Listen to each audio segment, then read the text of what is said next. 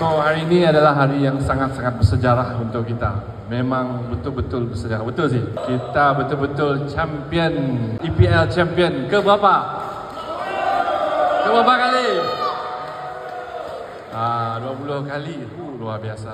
So, Kuching Reds bakal mencipta sepanjang, dan fan-fan Liverpool di Sarawak bakal mencipta rekod Guinness Malaysia rekod. Kenapa? Why?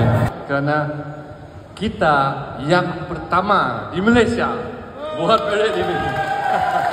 Semenanjung ada, tapi 31 Mei.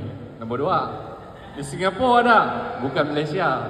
Dan di Semenanjung, parade mereka saya dengar untuk gambar-gambar, tak jalan. Parade kita nanti pukul 5 akan jalan. Setakat ini kita ada 250 dan kemungkinan hari ini kita akan penggandaan lebih banyak lagi.